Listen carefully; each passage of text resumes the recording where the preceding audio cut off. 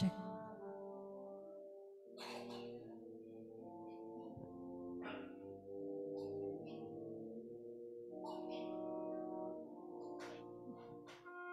Gedein dulu kek.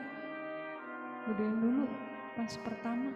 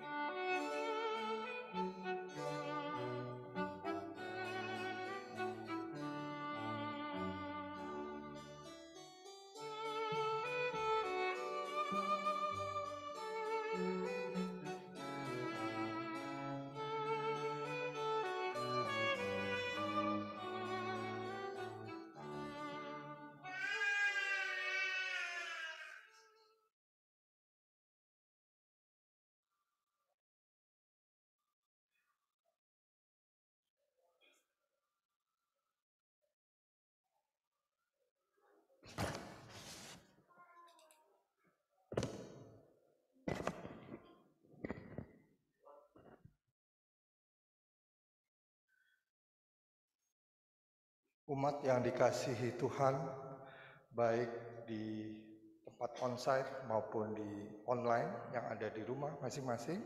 Pada hari ini kita memperingati sengsara dan kematian Yesus Kristus di kayu salib. Marilah dengan kerendahan hati kita datang menghadap Tuhan. Kita mempersiapkan pikiran dan hati kita dalam saat teduh.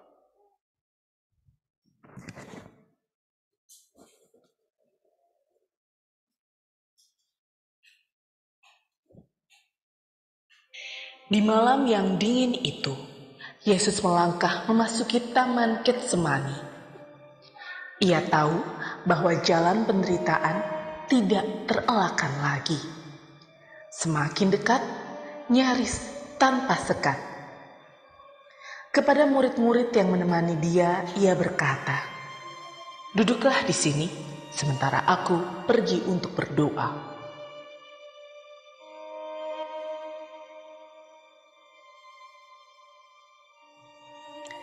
Di dalam doanya kepada Bapa, ia berseru dalam tangis batin yang teramat dalam.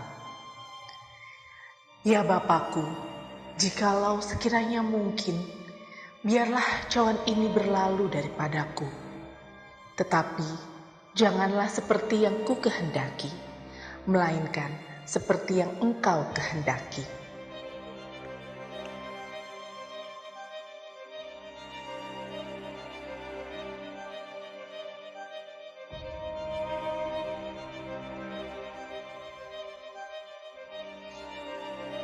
Tak berapa lama, nyala api obor tampak berkilat menembus sela-sela pepohonan.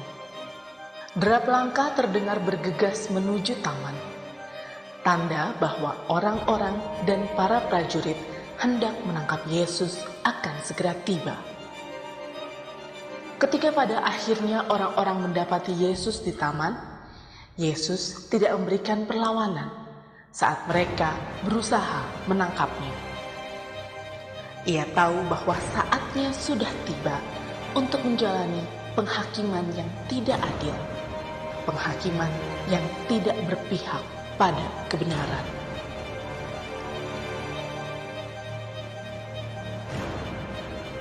Yesus pun dibawa oleh para prajurit menghadap penguasa agama dan penguasa politik. Seorang diri, Yesus diperhadapkan pada kuasa-kuasa melawan kehidupan.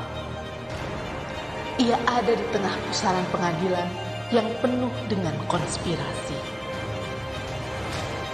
Segala tuduhan dan fitnah keji dilayangkan kepada Yesus oleh orang-orang yang membencinya. Mereka berteriak, "Salibkan dia! Salibkan dia! Salibkan dia! Salibkan dia!" Penguasa yang tahu bahwa Yesus tidak bersalah, tidak sanggup menolak seruan massa. Yesus pun lalu diserahkan untuk disalibkan. Sebuah mahkota duri diletakkan menghujam kepala Yesus. Duri-durinya menekan hebat dan nyeri. Tak terbayangkan perih yang Yesus alami.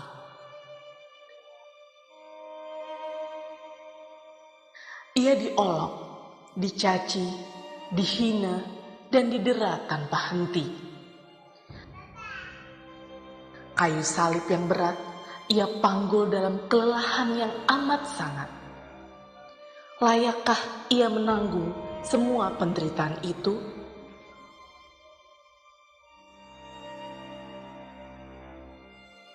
Sesampainya di Golgota, tangan dan kaki Yesus dipaku pada kayu salib.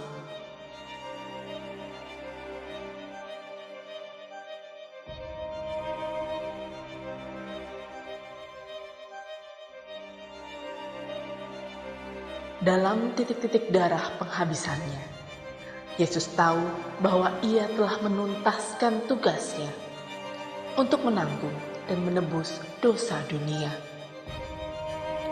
Ke dalam tangan Bapa, Yesus menyerahkan nyawanya.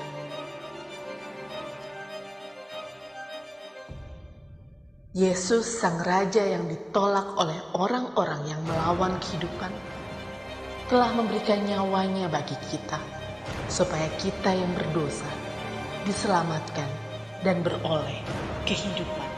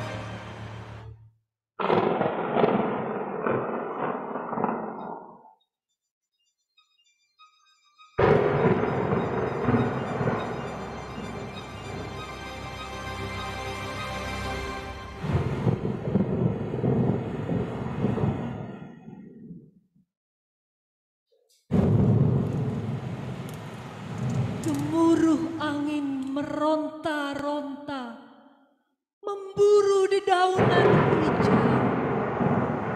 Di atas tanah yang memerah, berdiri tuan-tuan lalim yang merasa perkasa. Menonton sekujur tubuh seseorang yang bersimbah darah dibiarkan tergeletak tak berdaya. di persimpangan dilema ini. Kami ini tak layak. Tuhan, siapa gerangan telah menodai Engkau? Siapa gerangan telah melupakan Engkau? Tuhan, kami ini insan pasrah diri. Kami insan bernoda. Di hadapan-Mu kami bersimpuh penuh tetesan air mata.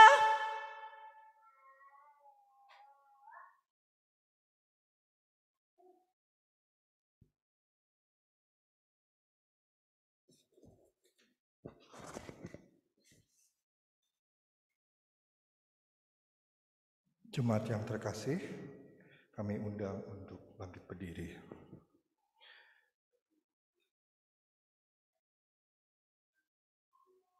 Umat yang dikasihi Tuhan, masuklah dalam persiarahan iman mengenang Via Dolorosa, jalan kesengsaraan dan salib yang rela ditanggung oleh Yesus Kristus. Kita hayati kembali kasih dan anugerah Allah melalui pengorbanan Kristus yang darahnya tercurah bagi keselamatan dunia.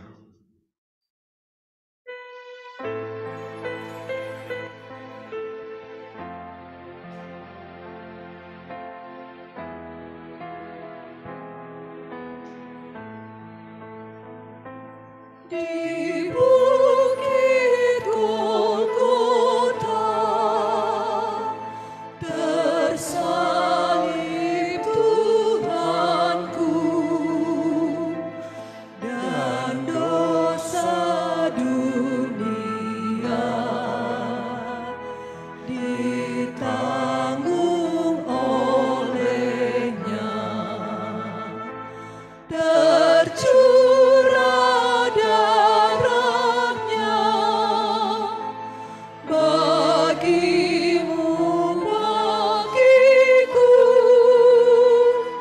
kasihnya yang besar terus terpancarlah.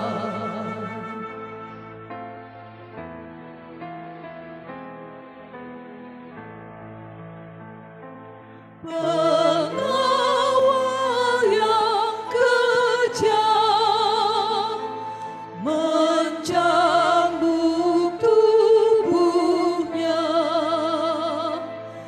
mencaci, mencela, menghujat, mencerca. Tetapi dosanya dilupakan segera. Ucapan terdengar, Bapa ampunilah.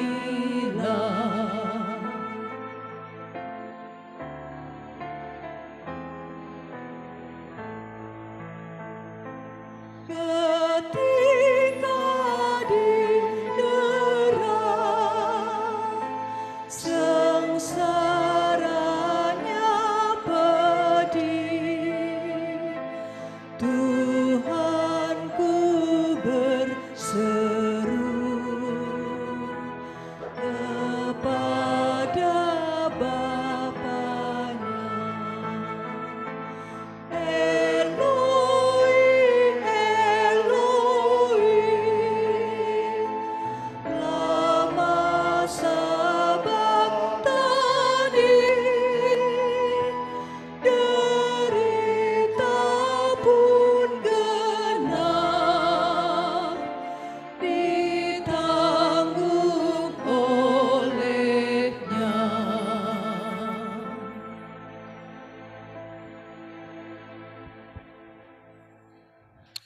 Ibadah Jumat Agung sebagai pesiarahan iman mengenang penyaliban dan kematian Yesus Kristus berlangsung karena pertolongan kita adalah dalam nama Tuhan yang menjadikan langit dan bumi.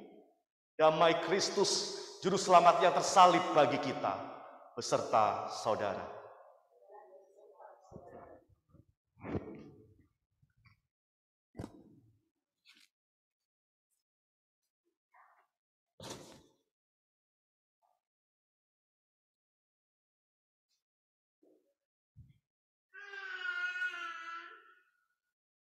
Aku adalah saksi dari semua perjalanan derita yang guruku alami. Aku menyertainya dari balik kerumunan sambil terisak. Aku ingin berteriak kepada orang banyak, hentikan semua ini, dia guruku, dia bukan penjahat, hentikan. Tapi lidahku keluh, tidak sanggup berbicara. Tidak tahukah mereka tentang semua perbuatan baik yang Yesus lakukan? Dia menyembuhkan banyak orang sakit, mencerahkan mata orang buta, membuat orang lumpuh berjalan. Orang-orang yang lemah dan diasingkan, Ia rangkul dengan penuh kasih. Dia mengajar banyak hal baik yang pernah didengar sebelumnya. Tidak ada satupun kesalahan pernah Ia lakukan. Mengapa orang-orang menimpakan hukuman yang tidak layak Ia terima? Aku tahu Yesus tidak bersalah, tapi aku juga tidak mampu berbuat apa-apa. Aku tidak berani membelanya. Aku hanya bisa mengiring jalan derita Tuhanku di dalam diam dan tangisan yang tertahan.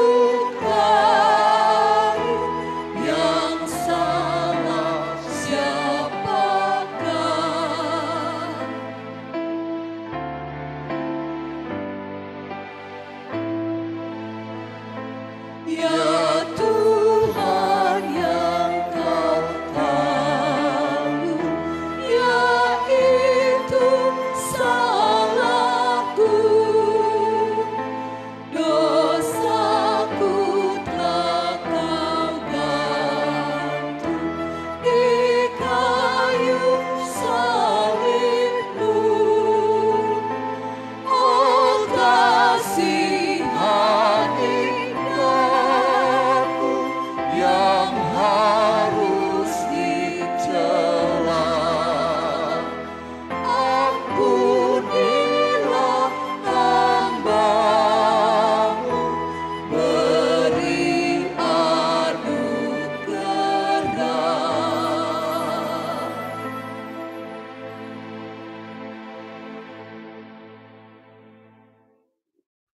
kita mengaku dosa-dosa kita di hadapan Tuhan.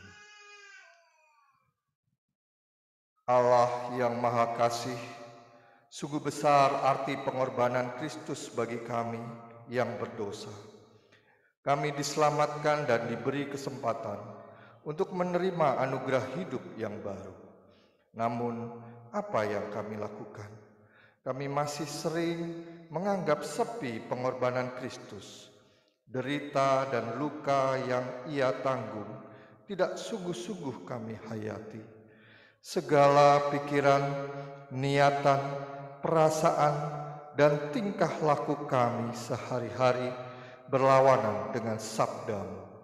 Dengan mudah kami menyakiti hati sesama kami dan terutama mendukakan hati-Mu. Saat ini di kaki salib Kristus kami tertunduk dalam penyesalan. Ampunilah kami yang senang berbangga dengan diri kami sendiri. Ampunilah kami yang senang menjauh dari persekutuan dengan Engkau dan sesama kami. Ampunilah kami yang mengejar kesenangan dunia tanpa pernah mau peduli dan berbagi dengan sesama kami. Biarlah kelembutan hati dan kasih-Mu berdiam pula di dalam diri kami, ya Allah. Dalam Kristus kami memohon. Amin.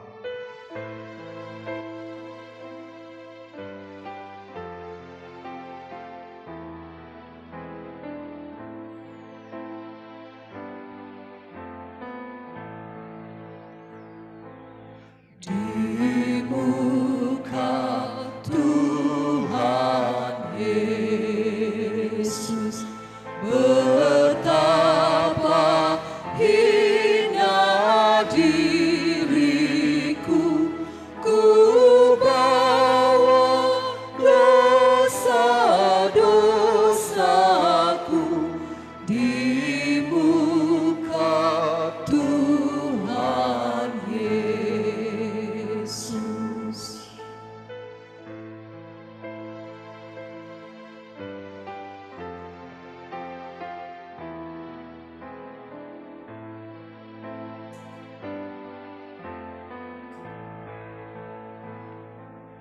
Di muka Tuhan Yesus tersungkur karena dosaku, ku buka kerinduanku di muka Tuhan Yesus.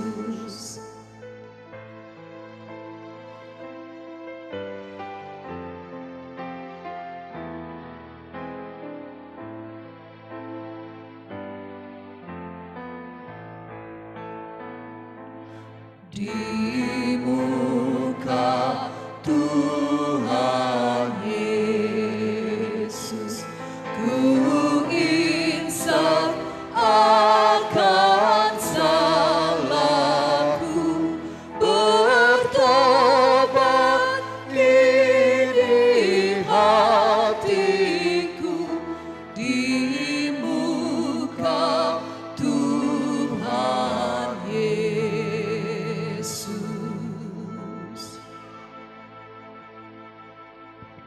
Jemaat kami undang bangkit berdiri.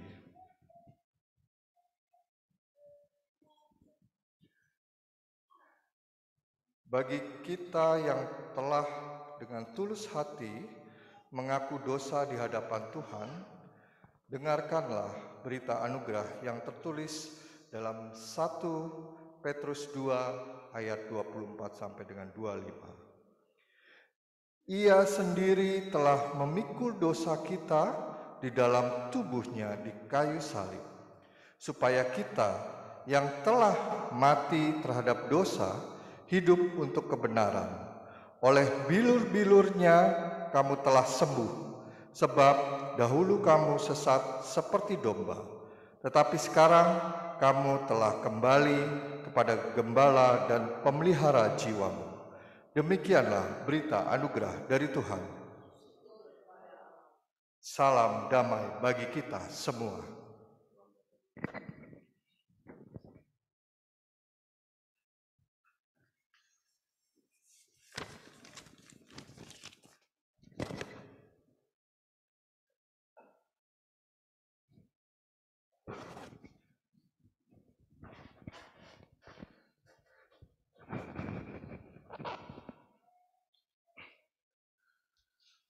Umat yang dikasihi oleh Tuhan, sebelum membaca dan merenungkan firman Tuhan, mari kita bersatu di dalam doa.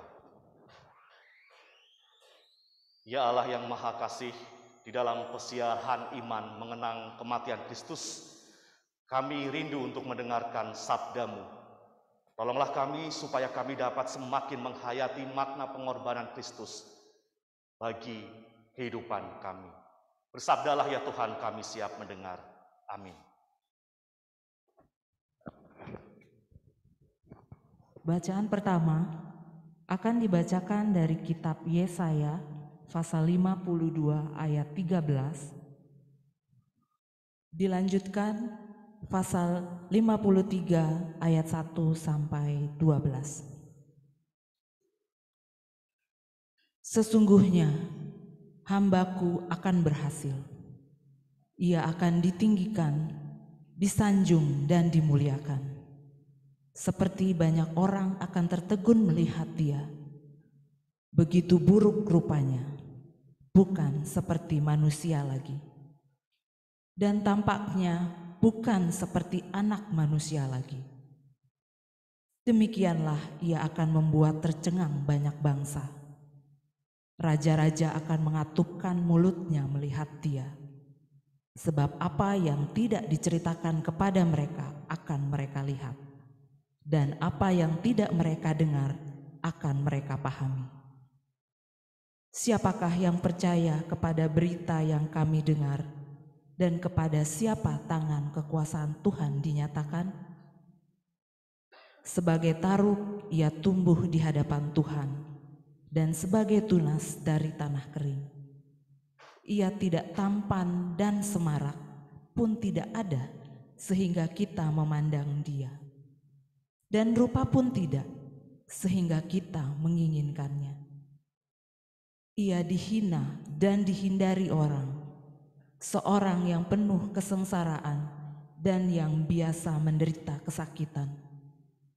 Ia sangat dihina, sehingga orang menutup mukanya terhadap dia, dan bagi kita pun dia tidak masuk hitungan. Tetapi sesungguhnya, penyakit kitalah yang ditanggungnya, dan kesengsaraan kita yang dipikulnya. Padahal kita mengira dia kena tulah, dipikul dan ditindas Allah. Tetapi dia tertikam oleh karena pemberontakan kita. Dia diremukkan oleh karena kejahatan kita. Ganjaran yang mendatangkan keselamatan bagi kita ditimpahkan kepadanya. Dan oleh bilur-bilurnya kita menjadi sembuh. Kita sekalian sesat seperti domba, masing-masing kita mengambil jalannya sendiri. Tetapi Tuhan telah menimpakan kepadanya kejahatan kita sekalian. Dia dianiaya, tapi dia membiarkan diri ditindas dan tidak membuka mulutnya. Seperti anak domba yang dibawa ke pembantaian, seperti induk domba yang keluh di depan orang-orang yang menggunting bulunya. Ia tidak membuka mulutnya. Sesudah penahanan dan penghukuman ia terambil, dan tentang nasibnya, siapakah yang memikirkannya? Sungguh, ia terputus dari negeri orang-orang hidup. Dan karena pemberontakan umatku, ia kena tulah.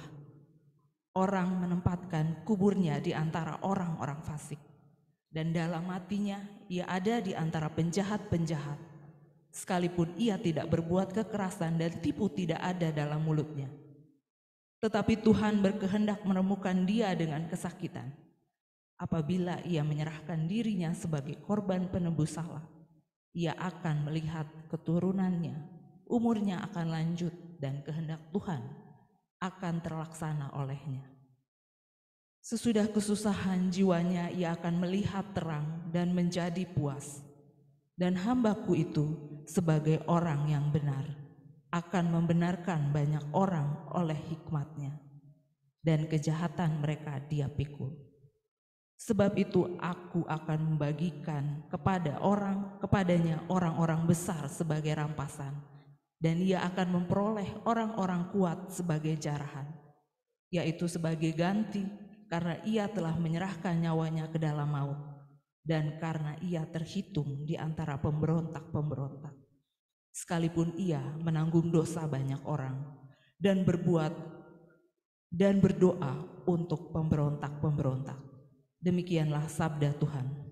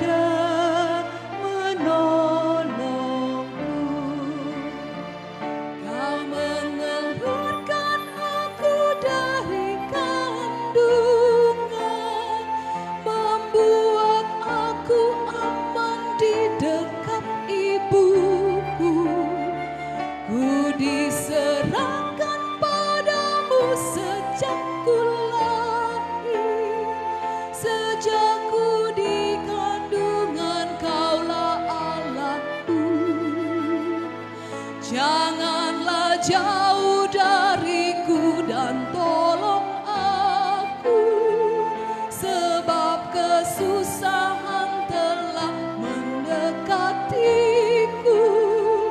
Banyaklah banting-banting basah mengepungku, bagaikan singa yang siap menerkamku. Ya Allahku, mengapa kau tinggalkanku? Ku berseru, namun kau tetap jauh.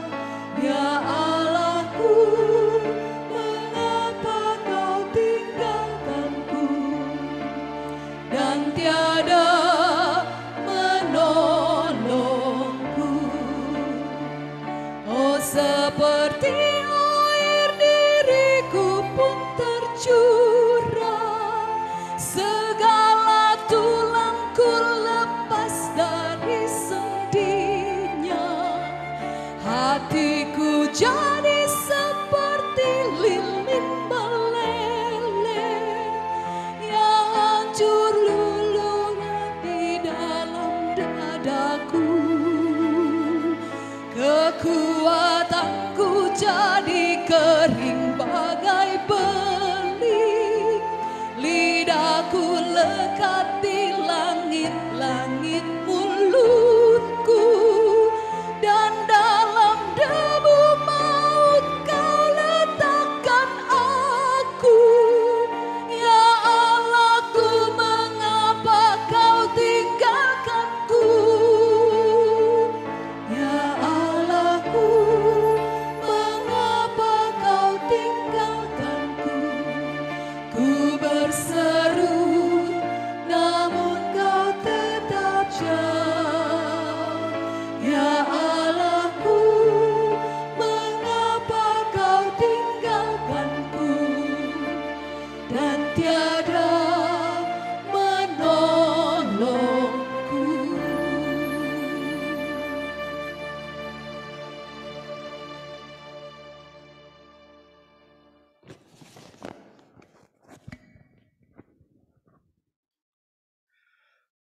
Bacaan kedua terambil dari Ibrani pasal 10 ayat 16 sampai dengan 25. Sebab setelah ia berfirman, inilah perjanjian yang akan kuadakan dengan mereka. Sesudah waktu itu, ia berfirman pula, aku akan menaruh hukumku di dalam hati mereka dan menuliskannya dalam akal budi mereka. Dan aku tidak lagi mengingat dosa-dosa dan kesalahan mereka. Jadi, apabila untuk semuanya itu ada pengampunan, tidak perlu lagi dipersembahkan korban karena dosa. Jadi, saudara-saudara, oleh darah Yesus kita sekarang penuh keberanian dapat masuk ke dalam tempat kudus, karena ia telah membuka jalan yang baru dan yang hidup bagi kita melalui tabir, yaitu dirinya sendiri. Dan kita mempunyai seorang imam besar sebagai kepala rumah Allah. Karena itu, marilah kita menghadap Allah dengan hati yang tulus ikhlas dan keyakinan iman yang teguh, oleh karena hati kita telah dibersihkan dan dari hati nurani yang jahat, dan tubuh kita telah dibasuh dengan air yang murni. Marilah kita teguh berpegang pada pengakuan tentang pengharapan kita, sebab ia yang menjanjikannya setia. Dan marilah kita saling memperhatikan supaya kita saling mendorong dalam kasih dan dalam pekerjaan baik. Janganlah kita menjauhkan diri dari pertemuan-pertemuan ibadah kita, seperti dibiasakan oleh beberapa orang. Tetapi marilah kita saling menasehati dan semakin giat melakukannya menjelang hari Tuhan yang mendekat. Syukur, demikianlah sabda Tuhan.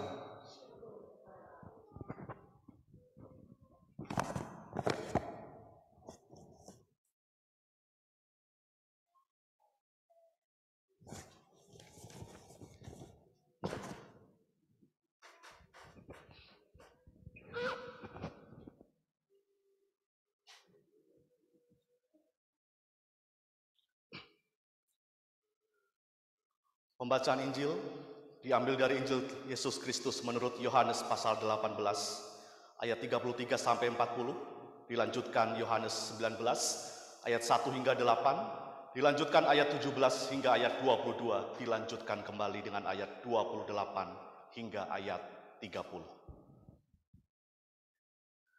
Maka kembalilah Pilatus ke dalam gedung pengadilan, lalu memanggil Yesus dan bertanya kepadanya, "Engkau inikah raja orang Yahudi?" Jawab Yesus, "Apakah engkau katakan hal itu dari hatimu sendiri, atau adakah orang lain yang mengatakannya kepadamu tentang aku?" Kata Pilatus, "Apakah aku seorang Yahudi? Bangsamu sendiri dan imam-imam kepala yang telah menyerahkan engkau kepadaku.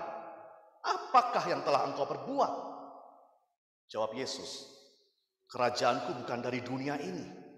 Jika kerajaanku dari dunia ini, pasti hamba-hambaku telah melawan, supaya aku jangan diserahkan kepada orang Yahudi. Akan tetapi kerajaanku bukan dari sini." Maka kata Pilatus kepadanya, "Jadi engkau adalah raja?" Jawab Yesus, "Engkau mengatakan bahwa aku adalah raja. Untuk itulah aku lahir dan untuk itulah aku datang ke dalam dunia ini, supaya aku memberi kesaksian tentang kebenaran. Setiap orang yang berasal dari kebenaran mendengarkan suaraku." Kata Pilatus kepadanya, "Apakah kebenaran itu?" Sesudah mengatakan demikian, keluarlah Pilatus lagi mendapatkan orang-orang Yahudi dan berkata kepada mereka, "Aku tidak mendapati kesalahan apapun padanya. Tetapi pada kamu ada kebiasaan bahwa pada Paskah aku membebaskan seorang bagimu. Maukah kamu supaya aku membebaskan raja orang Yahudi bagimu?" Mereka berteriak pula, "Jangan dia, melainkan Barabas." Barabas adalah seorang penyamun. Yohanes 19 ayat 1 hingga 8. Lalu Pilatus mengambil Yesus dan menyuruh orang menyesah dia. Prajurit-prajurit menganyam sebuah mahkota duri dan menaruhnya di atas kepalanya. Mereka memakaikan dia jubah ungu dan sambil maju ke depan mereka berkata, "Salam, hai raja orang Yahudi." Lalu mereka menampar mukanya. Pilatus keluar lagi dan berkata kepada mereka, "Lihatlah, aku membawa dia keluar kepada kamu, supaya kamu tahu bahwa aku tidak mendapati kesalahan apapun padanya." Lalu Yesus keluar, bermahkota duri dan berjubah ungu. Maka kata Pilatus kepada mereka, "Lihatlah manusia itu." Ketika imam-imam kepala dan penjaga-penjaga itu melihat dia, berteriaklah mereka, "Salibkan dia! Salibkan dia!" Kata Pilatus kepada mereka, "Ambil dia dan salibkan dia, sebab aku tidak mendapati kesalahan apapun padanya." Jawab orang-orang Yahudi itu kepadanya, "Kami mempunyai hukum dan menurut hukum itu ia harus mati, sebab ia menganggap dirinya sebagai anak Allah." Ketika Pilatus mendengar perkataan itu, bertambah takutlah ia. Ayat 17. Sambil memikul salibnya, ia pergi keluar ke tempat yang bernama tempat tengkorak, dalam bahasa Ibrani Golgota. Dan di situ ia disalibkan mereka, dan bersama-sama dengan dia disalibkan juga dua orang lain, sebelah menyebelah, Yesus di tengah-tengah. Dan Pilatus menyuruh memasang juga tulisan di atas kayu salib itu, bunyinya, "Yesus orang Nazaret, Raja orang Yahudi." Banyak orang Yahudi yang membaca tulisan itu, sebab tempat di mana Yesus disalibkan letaknya dekat kota, dan kata-kata itu dalam bahasa Ibrani, bahasa Latin, dan bahasa Yunani. Maka kata imam-imam kepala orang Yahudi kepada Pilatus, "Jangan engkau menulis Raja orang Yahudi, tetapi bahwa ia mengatakan, 'Aku adalah Raja orang Yahudi.'" Jawab Pilatus, "Apa yang kutulis tetap tertulis." Ayat 28. Sesudah itu, karena Yesus tahu bahwa segala sesuatu telah selesai, berkatalah ia, supaya genaplah yang ada tertulis dalam kitab suci. Aku haus. Itu ada suatu bekas penuh anggur asam. Maka mereka mencucukkan bunga karang yang telah dicelupkan dalam anggur asam pada sebatang hisop lalu mengunjukkannya ke mulut Yesus. Sesudah Yesus meminum anggur asam itu, berkatalah ia, selesai. Lalu ia menundukkan kepalanya dan menyerahkan nyawanya. Demikianlah Injil Tuhan kita Kristus, yang berbahagia adalah setiap kita yang mendengarkan firman Allah dan yang memeliharanya di dalam keseharian kita. Hosiana.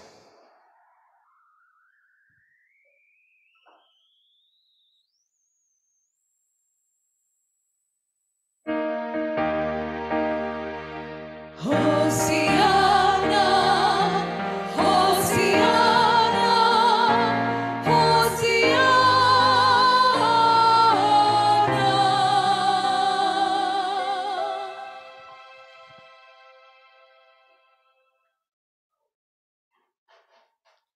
Saudara-saudara yang dikasihi oleh Tuhan, ketika kita mendengar kata raja, dengan segera kita mengasumsikan raja sebagai sosok seseorang yang terhormat, berwibawa, berkuasa, penuh dengan kemampuan, kekayaan, punya sebuah daerah atau teritori wilayah untuk ia pimpin. Dan di dalam upacara kerajaan atau acara khusus, seorang raja tentu mengenakan pakaian terbaiknya, dari bahan terbaik, dan mengenakan mahkota yang bertatahkan perhiasan emas atau berlian. Kemanapun ia melangkah pergi, orang-orang dengan mudah akan tertunduk memberi hormat. Raja dengan kuasanya diharapkan untuk memerintah rakyatnya dengan baik, dekat dengan mereka, memelihara rakyat dengan bijaksana, mengayomi semuanya tanpa membedakan satu dengan yang lain dari berbagai latar belakang. Dan sebaliknya, raja yang baik tentu akan dicintai oleh rakyat. Tetapi pada kenyataannya, saudara, tidak semua raja melakukan tugasnya dengan baik. Tidak jarang di dalam sejarah dunia, seorang raja justru larut di dalam kemapanan serta kenyamanan. Mahkotanya, istananya memenjarakan dirinya, memenjarakan egonya. Seorang raja lalu tidak lagi dekat dengan rakyatnya, tidak lagi peduli dengan rakyatnya, terlanjur menikmati pujian dan penghormatan. Ia pun jatuh di dalam narsisme diri dan lupa ingatan tentang jati dirinya. Ketika makin terjerumus di dalam kesenangan pribadinya, tidak lagi memperhatikan rakyat, menyalahgunakan kekuasaan, tidak heran jika rakyat melakukan pergerakan untuk melawan dan menolak raja yang lalim. Seperti yang pernah terjadi pada peristiwa revolusi Prancis di abad 18. Saat itu Prancis dipimpin oleh Raja Louis XVI. Raja Louis XVI tidak mengurus rakyatnya dengan baik dan benar. Keuangan negara bobrok sebobrok-bobroknya. Uang negara ia hambur-hamburkan, ia habiskan untuk berfoya-foya. Demikian juga dengan istrinya, Maria Antoinette. Lalu kemudian rakyat yang sedang berjuang di dalam kemiskinannya, mereka tidak punya cukup makanan. Tapi sementara itu Raja Louis XVI beserta keluarganya justru malah hidup mewah di istananya. Belum termasuk para pejabat yang korup. Rakyat tidak tahan lalu melancarkan revolusi Prancis. Raja Louis XVI beserta keluarganya digulingkan, diusir dari istana Versailles. Kemudian pada akhirnya dinyatakan bersalah oleh pengadilan. Dan pada tahun 1793, Raja Louis dihukum mati, dipenggal dengan pisau guillotine. Begitu pula Ratu Maria Antoinette. Saudara, Louis XVI menjadi salah satu contoh raja yang ditolak oleh rakyat. Tidak hanya ditolak, tetapi dihukum mati karena dia bersalah. 1700 tahun sebelumnya, kita mendapati pula kisah tentang eksekusi dari seorang raja yang juga ditolak oleh orang banyak. Ia dieksekusi bukan karena salah, bukan karena melakukan kejahatan, tetapi karena dikorbankan oleh orang-orang yang takut kehilangan kekuasaan, oleh orang-orang yang berkonspirasi melawan kehidupan. Dan raja yang ditolak itu adalah Yesus. Jadi kita melihat saudara bahwa sejak dulu yang namanya kedudukan, kekuasaan, jabatan bisa membuat orang tidak bisa lagi membedakan mana kebenaran, mana ketidakbenaran, mana kebaikan, mana kejahatan. Ketika para pejabat agama dan pejabat politis bangsa Yahudi pada waktu itu melihat, menyaksikan kehadiran Yesus yang diterima, disambut, disenangi oleh orang banyak karena kebaikan yang Yesus lakukan kepada mereka, para pejabat ini justru merasa iri hati, saudara. Mereka kebakaran jenggot, insecure. Wah, kedudukan kita terancam, ada Yesus nih. Alangkah lucunya mereka. Sudah tidak pernah melakukan tugasnya dengan baik, hanya melakukan ritualisme belaka, merasa taat hukum. Padahal mereka aman, merasa aman, mapan di dalam singgasana kekuasaannya. Tidak peduli kepada persoalan orang miskin. Orang yang sakit atau cacat malah dianggap berdosa, diasingkan, dikeluarkan di pinggir kota. Belum yang terasing, teraniaya, apalagi para pendosa. Tidak level. Mereka anggap mereka bukan level dari para pejabat agama ini. Giliran Yesus sekarang melakukan karyanya untuk merangkul, mengasihi orang-orang yang sebelumnya tersisihkan. Para pejabat ini, saudara, para pemimpin agama ini menjadi yang paling getol untuk mengkritisi Yesus. Mencoba Yesus, melawan Yesus dengan berbagai macam adu argumentasi dan kalah semua oleh argumentasi Yesus yang dibawakan dengan penuh kelembutan. Lalu ketika semua cara tidak bisa dipakai untuk menjatuhkan Yesus, mereka menggunakan cara yang licik. Mereka menggalang rencana, konspirasi untuk memfitnah, menggalang kebencian massa, bahkan membujuk Yudas, salah satu muridnya, untuk berkhianat, menyerahkan gurunya. Lalu saudara, pada akhirnya dengan konspirasi itu mereka menangkap Yesus. Massa berhasil diprovokasi. Ia diperhadapkan pada mahkamah agama sebagai pengadil mewakili tua-tua Yahudi pada waktu itu dengan tuduhan menghujat Allah, mengaku anak Allah. Lalu ia juga diperhadapkan pada penguasa politis, kepada Pilatus, dengan tuduhan bahwa ia mengaku sebagai raja orang Yahudi. Padahal kita membaca bersama ketika menginterogasi Yesus, Pilatus tidak mendapatkan kesalahan sedikit pun. Dan ia katakan, tegaskan itu berkali-kali. Namun ternyata Pilatus ketakutan. Massa tetap memaksa untuk menyalibkan Yesus. Bahkan ketika Pilatus sudah mencoba untuk menyesah Yesus, mengolok, menghina, memakaikan jubah ungu, mahkota duri sebagai lambang penghinaan yang amat rendah, massa tetap tidak puas. Mereka lebih memilih Barabas dibandingkan Yesus yang selama ini melakukan kebaikan. Salibkan dia. Kami tidak akan berhenti sebelum dia tersalib. Lalu Yesus dengan setia menjalani babak-babak derita itu, memanggul kayu di dalam kelelahan fisiknya, kelelahan batinnya. Dia tidak tidur semalaman. Di Taman Getsemani dia berdoa sampai keringatnya berpeluh, menetes begitu tajam. Ketika sampai di Golgota, tangannya diregangkan di paku, merobek telapak tangannya. Demikian juga kakinya dan lambungnya dihujam. Ketika ia kehausan, bukan air yang diberikan tapi anggur yang asam. Bahkan ada masa di mana ia merasa ditinggalkan oleh bapaknya. Eloi, Eloi, lama sabachthani. Ya Allahku, mengapa engkau meninggalkan aku? Untuk siapa Bapak Ibu dan Saudara? Untuk saya, untuk Bapak Ibu dan Saudara semua. Yesus rela ditolak oleh orang-orang yang melawan kehidupan. demi memberi kita kehidupan yang sejati. Maka biarlah di dalam pesiarahan iman kita di Jumat Agung ini, kita akan merenungkan dua pesan. Yang pertama, Yesus Raja yang ditolak memberikan nyawanya bagi kita. Maka maukah kita untuk menerimanya? Atau jangan-jangan kita malah mau menolaknya berkali-kali lagi? Apa kita merasa bahwa penderitaannya di kayu salib ini sekali itu tidak cukup buat kita?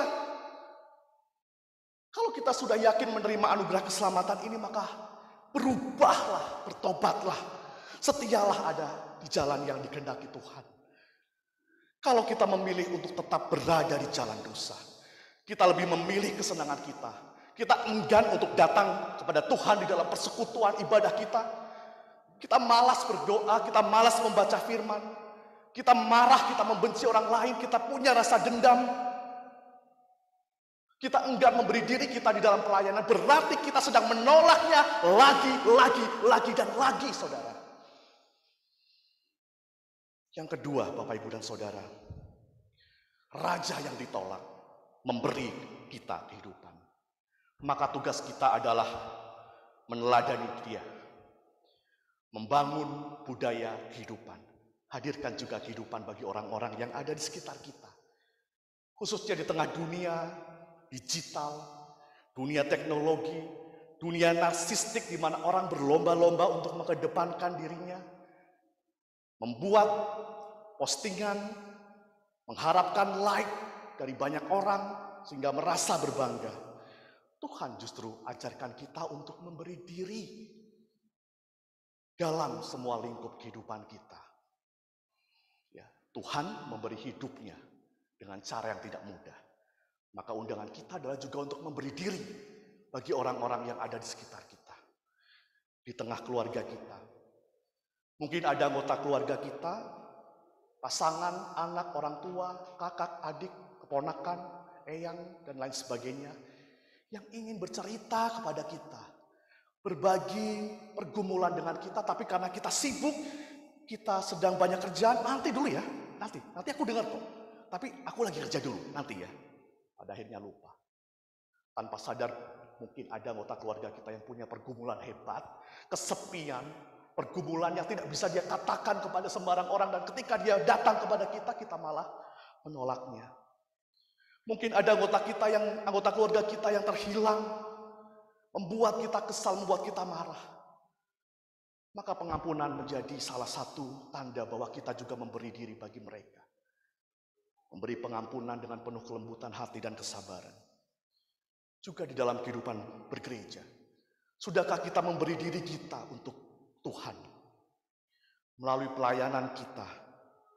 Atau jika kita bertemu, tahu bahwa ada saudara-saudara yang butuh untuk dikuatkan, yang lemah, ditopang, dikuatkan, diteguhkan, jangan malah digunjingkan.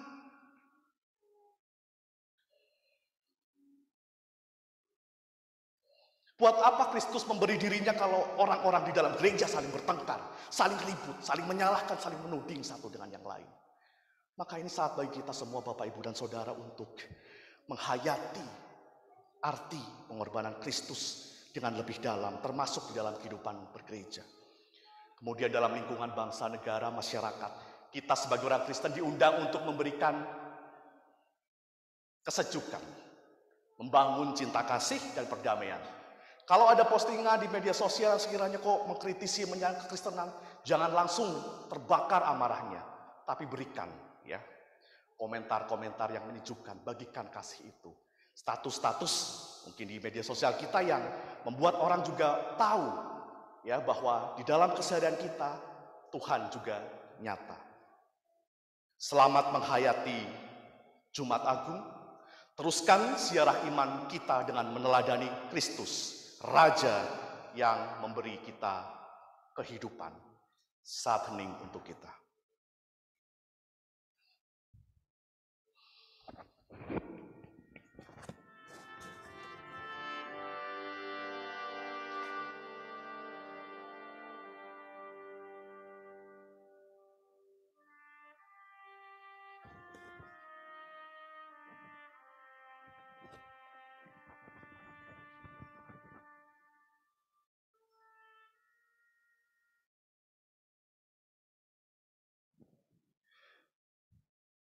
bersama dengan umat Allah di sepanjang abad dan segala tempat.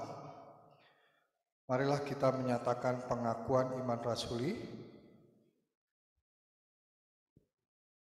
Demikian, aku percaya kepada Allah, Bapa yang Maha Kuasa, Khalik langit dan bumi, dan kepada Yesus Kristus, anaknya yang tunggal Tuhan kita, yang dikandung dari Roh Kudus, lahir dari anak darah Maria, yang menderita sengsara di bawah pemerintahan Pontius Pilatus, disalibkan, mati dan dikuburkan, turun ke dalam kerajaan maut.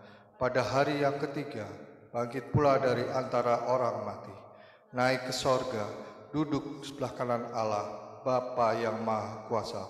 Dan dari sana ia akan datang untuk menghakimi orang yang hidup dan mati. Aku percaya kepada Roh Kudus, gereja yang kudus dan am, persekutuan orang kudus, pengampunan dosa, kebangkitan orang mati, dan hidup yang kekal.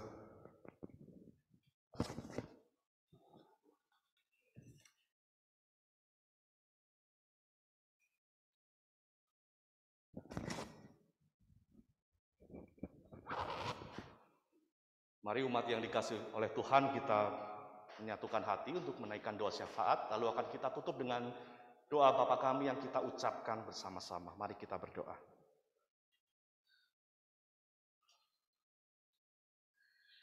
Kami tidak ingin mengenang penderitaan dan kematian Kristus tanpa makna.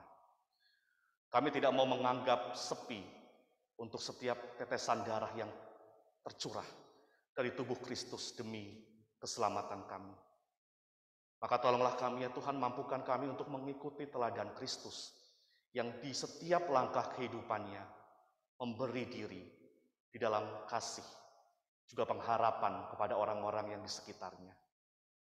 Momen Jumat Agung menjadi momen di mana kami untuk merefleksikan diri, memperbarui diri, supaya menjadi murid-Mu yang kian diteguhkan untuk menjalani hidup dengan penuh ketaatan dan kesetiaan sebagaimana Kristus tunjukkan sampai mati di kayu salib.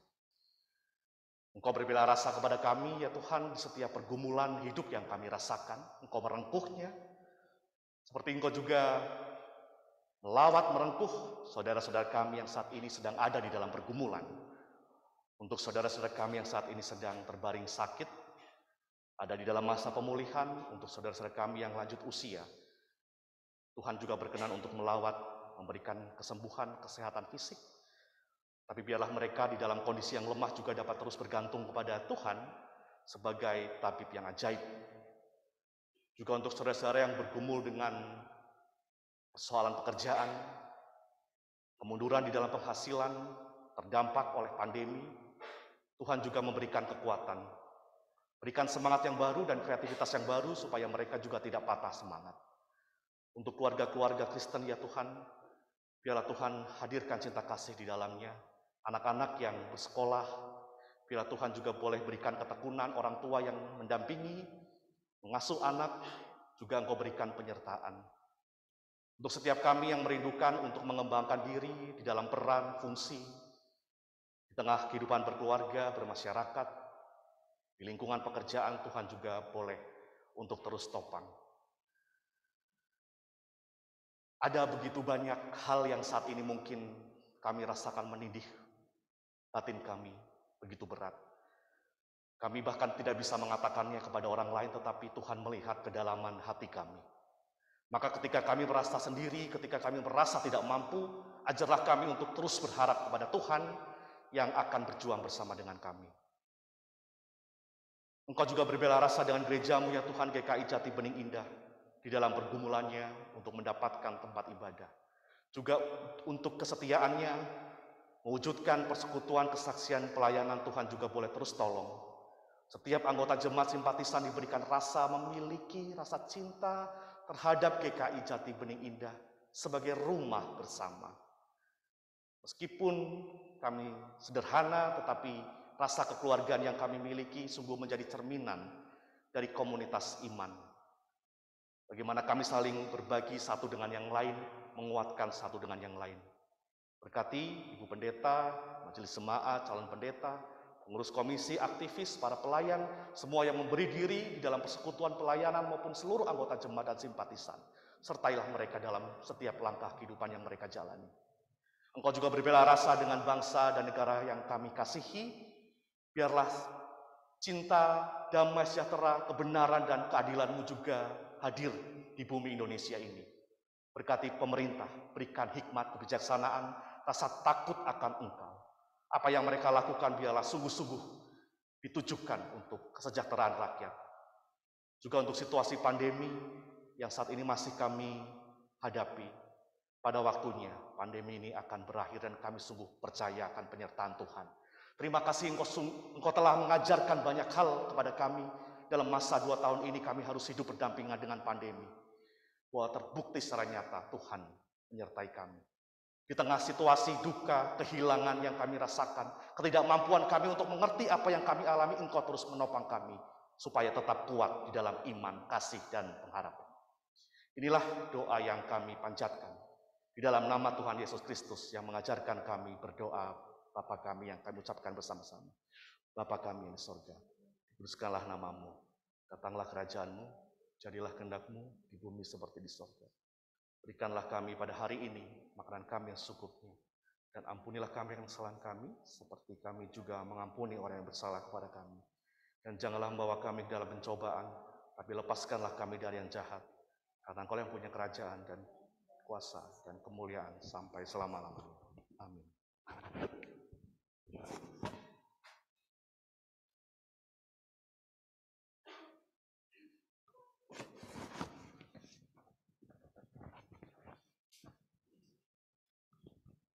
Kita masuk dalam pelayanan persembahan. Pengorbanan Kristus mendatangkan keselamatan bagi kita. Marilah kita mengungkapkan syukur atas karya keselamatan Allah melalui persembahan yang kita bawa di hadapan-Nya. Firman Tuhan yang mendasari persembahan terambil dari Mazmur 116 ayat 12 sampai dengan 14. Bagaimana akan kubalas kepada Tuhan segala kebajikannya kepadaku? Aku akan mengangkat piala keselamatan dan akan menyerukan nama Tuhan. Akan membayar nazarku kepada Tuhan di depan seluruh umat-Nya.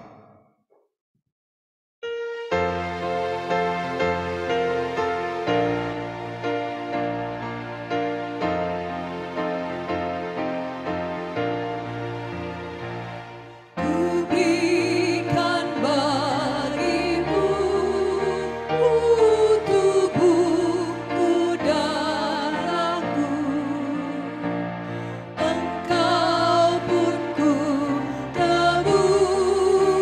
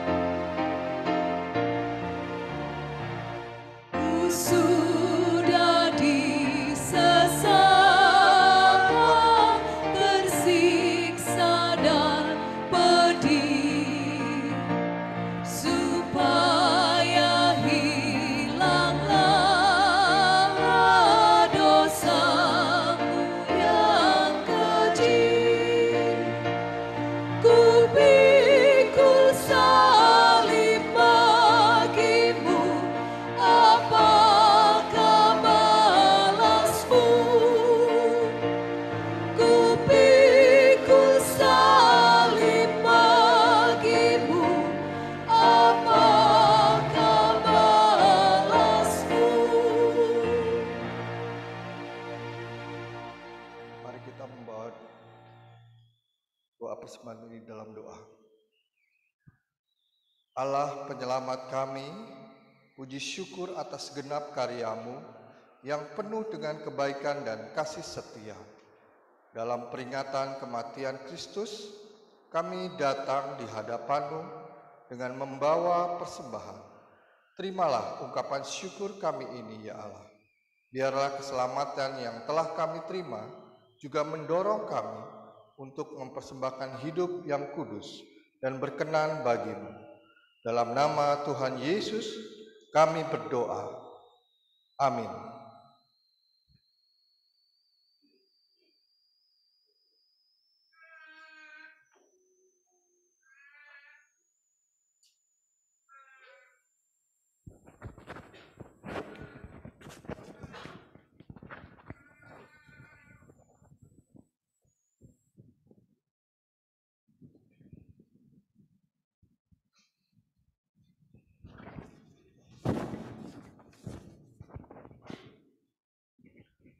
Tuhan, kasih-Mu melampaui sengsara, kasih-Mu melampaui noda, kasih-Mu melampaui dengki, kasih-Mu menembusi segala perbedaan, kasih-Mu mengubah konflik penuh damai. Tuhan, jika Dikau berkenan, mampukanlah kami. Tuhan, kami ingin meminta sertailah kami dalam derita-Mu, agar kelak kami pun ada bersama-Mu dalam kebangkitan-Mu. Tuhan, dikaulah Firdaus itu, bawalah kami ke Firdaus itu.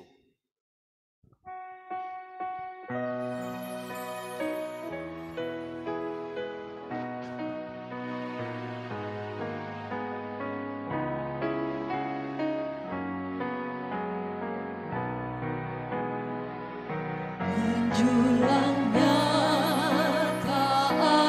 bukit Karmel, terang benderang salib-Mu Tuhanku, dari sinarnya yang menyala-nyala, memancar kasih agung dan restu. Seluruh umat insan menengadah ke arah cahaya kasih yang besar, bagai benang yang karam merindukan di ufuk timur pagi.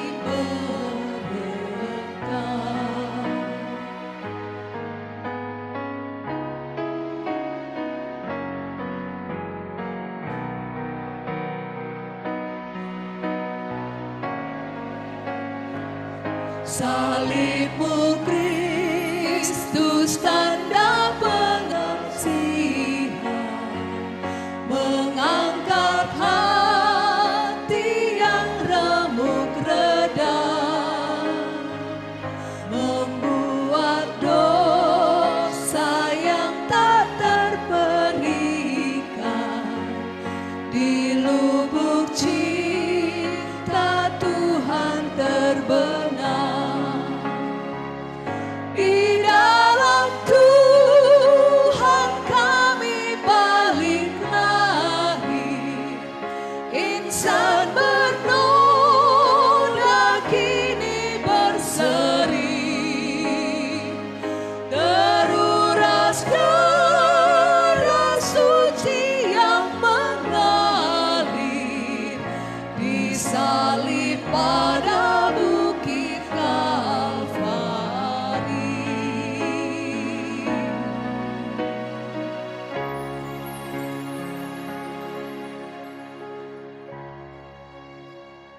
Umat yang dikasihi oleh Tuhan, Yesus Kristus, Raja yang ditolak memberikan nyawanya bagi kita. Terimalah kehidupan dari Kristus. Kristus, Raja yang ditolak memberikan kehidupan bagi kita, maka ikuti teladannya. Berikan kehidupan kita untuk sesama yang ada di sekitar kita. Mari kita bersama-sama menerima berkat dari Tuhan. Tuhan memberkati kita dan melindungi kita. Tuhan menyinari kita dengan wajah-Nya dan memberi kita kasih karunia. Tuhan menghadapkan wajah-Nya kepada kita dan memberi kita damai sejahtera kini hingga selamanya.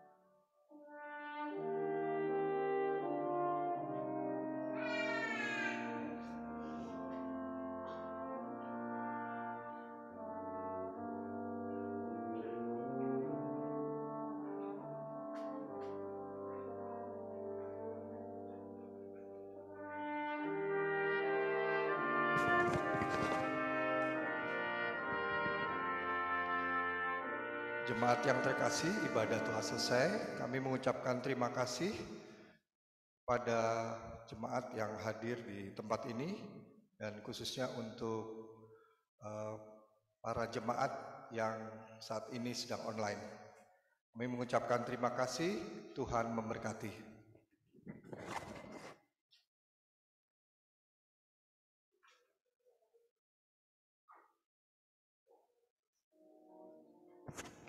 Dan ada tambahan pengumuman Bapak Ibu dan Saudara yang dikasihi oleh Tuhan, juga saudara-saudara yang ada di Zoom.